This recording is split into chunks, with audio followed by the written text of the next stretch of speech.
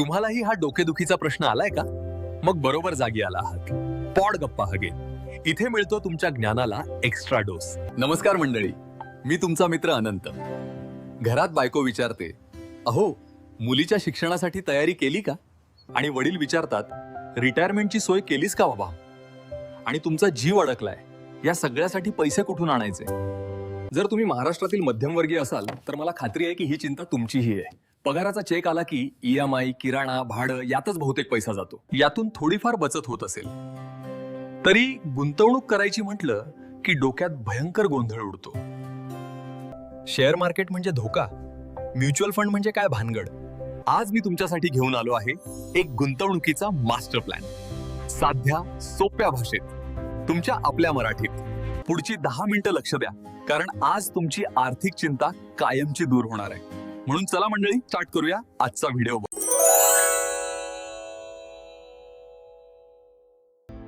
आपल्या मध्यमवर्गीय कुटुंबाची स्वप्न मोठी आहेत, पण ती पूर्ण करण्यासाठी योग्य रस्ता हवा.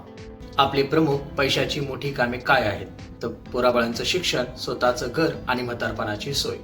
या सर्वांसाठी नुसता पैसा साठवून उपयोग नाही, तर पैसा वाढवायला हवा. खर्चात होणारी वाढ दरवर्षी साठलेल्या तुमच्या पैशाची किंमत कमी करते. जर तुमचा पैसा या वाढलेल्या खर्चापेक्षा जास्त वेगाने वाढत नसेल तर आपण मागे पडत आहोत हे लक्षात ठेवा. पैसा साठवू नका, पैसा वाढवा. चला तर मग येऊया आपल्या 7 इन्व्हेस्टमेंट टिप्सवर. 1. SIP.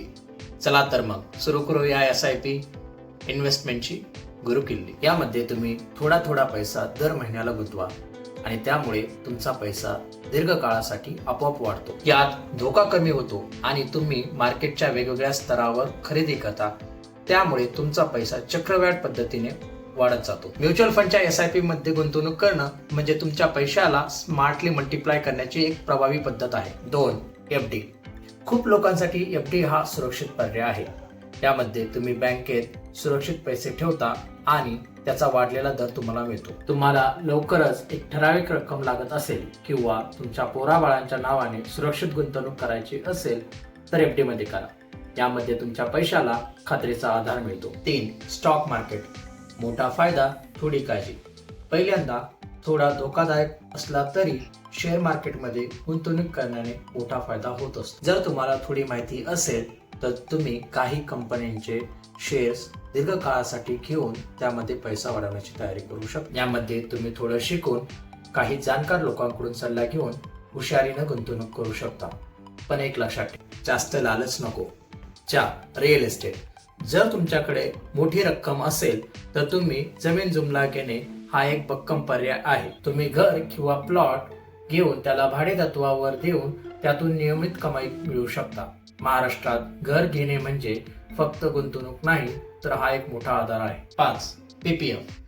PPF ही एक सरकारची योजना आहे. यामध्ये तुम्हाला टॅक्स वाचण्याचा फायदा मिळतो आणि तुमचे पैसे 100% सुरक्षित राहतात. यात 15 वर्षाचा लॉक इन पिरियड आहे, पण म्हातारपणाच्या सोयीसाठी हे एक चांगली आणि सुरक्षित गुंतवणूक आहे. 6. Life insurance. जेव्हा तुम्ही पैसे गुंतवता तेव्हा तुमच्या जीवाची काळजी घेण्यासाठी लाईफ इन्शुरन्स घेणे ही महत्वाचे आहे. लाईफ इन्शुरन्स मध्ये तुम्हाला गुंतवणुकीसोबत विम्याचे संरक्षणही मिळते. हा 2 फायदे देणारा पर्याय आहे. 7. Gold investment. जर तुमचा पोर्टफोलिओ वाढवायचा असेल तर तुम्ही सोने नक्की घ्या. आपल्या कुटुंबात सोने घेण्याची एक जुनी रीत आहे आणि वाईट वेळेत किंवा पैशाच्या संकटात सोने नेहमीच तुमचा आधार बनते. आता तुम्ही सोने न घेता डिजिटल गोल्ड किंवा गोल्ड ETF मध्येही गुंतवणूक करू शकता. तर मंडळी, या आहेत तुमच्या गुंतवणुकीच्या 7 सोप्या टिप्स. लक्षात ठेवा, गुंतवणूक करण्याची सर्वात चांगली वेळ होती ती म्हणजे काल, आणि आताची दुसरी सर्वात चांगली वेळ म्हणजे आज. आजपासून फक्त एक नियम पाळा. पगार येताच आधी गुंतवणूक करा, मग खर्च उरलेल्या पैशातून करा. तुमच्या पगारातून किमान 20% हिस्सा हा गुंतवणुकीत ठेवायला शिका. आणि हा व्हिडिओ आवडला असेल तर लाईक करा आणि आपल्या मराठी मित्रांना नक्की पाठवा. अशाच कामाच्या माहितीसाठी आमच्या चॅनलला सबस्क्राईब करायला विसरू नका. पुन्हा भेटूया. धन्यवाद.